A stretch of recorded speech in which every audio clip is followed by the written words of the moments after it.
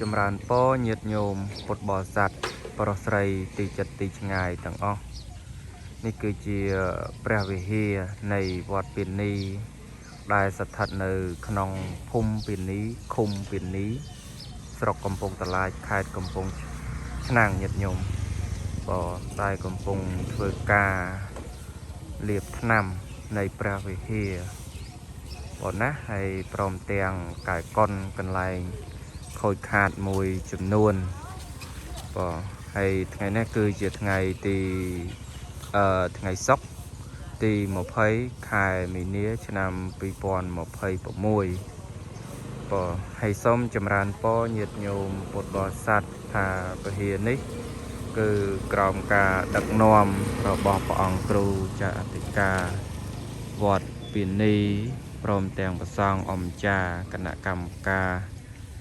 គឺបានរៀបចំនៃការលាបថ្នាំនៃព្រះវិហារថ្មីញាតិញោម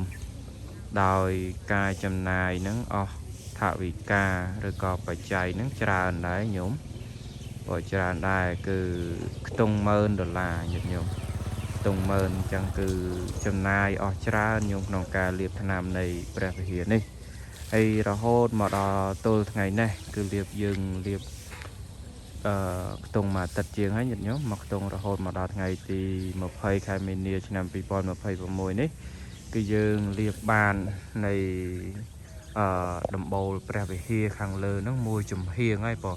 មួយចំហៀងខាងត្បូងញាតិញោមបងមួយចំហៀងខាងត្បូងដំបូលនៃព្រះវិហារហ្នឹងហើយជញ្ជាំងបានខ្លះតសបានខ្លះញាតិញោមហើយក្បាច់តាមខ្លោងទ្វារហ្នឹងបានខ្លះញាតិញោមហើយញាតិញោមពុទ្ធបរិស័ទទីចិត្តទីឆ្ងាយទាំងអស់ញាតិញោមណាហើយសូមចម្រើនពរពុទ្ធបរិស័ទទីចិត្តទីឆ្ងាយប្រុសស្រីទាំងឡាយដែលមានសទ្ធាជ្រះថ្លាក្នុងការចូលរួមជួយព្រះអង្គគ្រូចាអធិការអម្ចាស់គណៈកម្មការប្រសង់ក្នុងវត្តពីនីក្នុងការលាបថ្នាំនៃព្រះវិហារញាតិញោមក្នុងការលាបថ្នាំនៃព្រះវិហារតិចក្តីច្រើនក្តីតាមកម្លាំងសទ្ធាជ្រះថ្លាញាតិញោមណា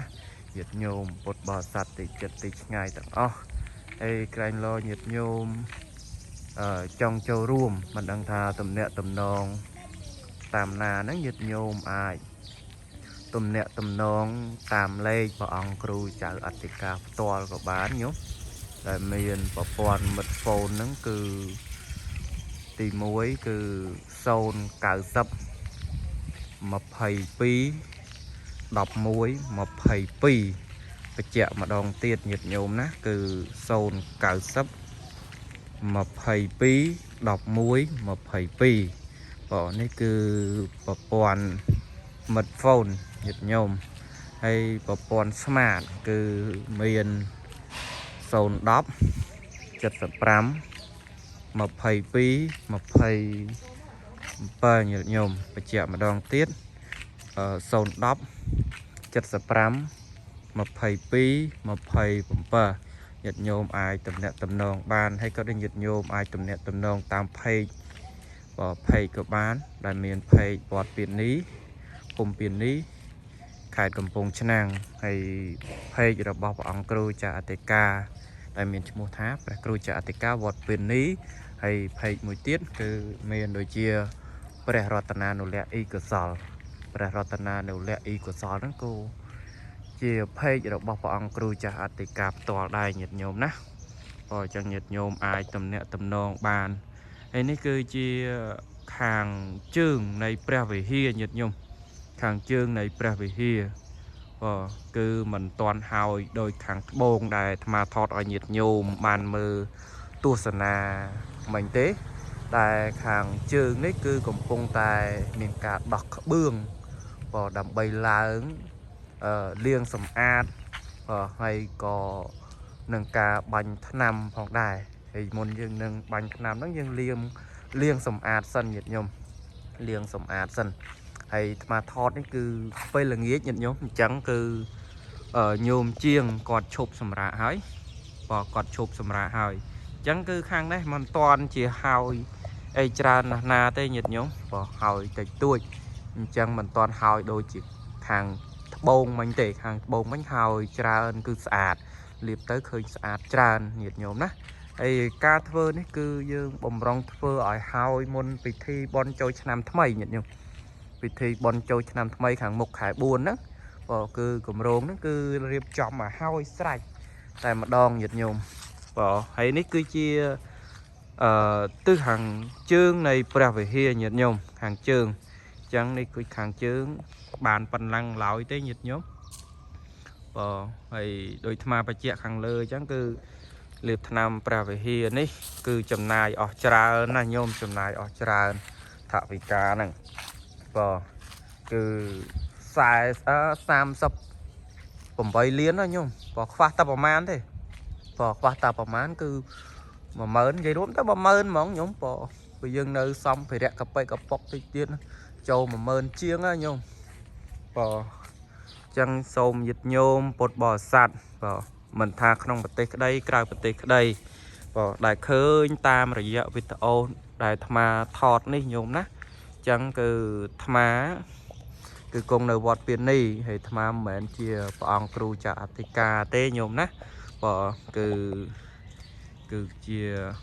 គ្រូសូត្រស្ដាំនៅក្នុងវត្តពានីហើយញាតិញោមមើលតាមការថតវីដេអូបង្ហោះរបស់អាត្មានេះគឺជាវត្តពានីដែលស្ថិតនៅក្នុងភូមិពានីឃុំពានីស្រុកកំពង់តឡាចខេត្តកំពង់ឆ្នាំងហើយមានតែសូមចម្រើនពរញាតិញោមហ្នឹងហើយទីចិត្តទីឆ្ងាយទាំងអស់ញោមបើបានឃើញវីដេអូអាត្មាថតហើយជួយ like ជួយ share ម្នាក់មួយទៅញោមណាបើជួយ comment ជួយ copy ហើយជាពិសេសហ្នឹងក្នុងការចូលរួមហើយបើមិនបានជួយ like ជួយ share ទេញាតិញោមគ្រាន់តែចូលមើលវីដេអូលេងក៏បានដែរញោមបើហើយញាតិញោមអាចមកចូលរួមបើចូលរួមបានហើយញាតិញោមបន្តការមើលវីដេអូអាត្មាបើហើយនេះគឺជាខាងមុខនៃព្រះវិហារបើខាងមុខបើហើយក្បាច់ខាងលើហ្នឹងគឺលាបរួចរាល់ហើយញាតិញោមនេះលាបហ្នឹងលាបរួចរាល់ហើយបើគឺស្អាតណាស់ស្អាតមែនតើញាតិញោមបើគឺស្អាតណាស់វិហារវត្តពានីបើគឺស្អាតអាត្មាថតអញ្ចេះគឺមិនសូវស្អាតបើញោមមកមើលផ្ទាល់គឺស្អាតចឹងញាតិញោមមានពេលទំនេរញាតិញោមអាចមកទស្សនាក៏ធ្វើបុណ្យធ្វើកុសលធ្វើសេចក្តីល្អនៅក្នុងវត្តពានីបានញោមណាបើវត្តពានីបានបើអត់ពិបាករទេញោមបើញាតិញោមមកពីភ្នំពេញគឺផ្លូវជាតិលេខ5បើមកត្រង់រហូតផ្លូវជាតិលេខ5ប្រហែលជា40គីឡូពី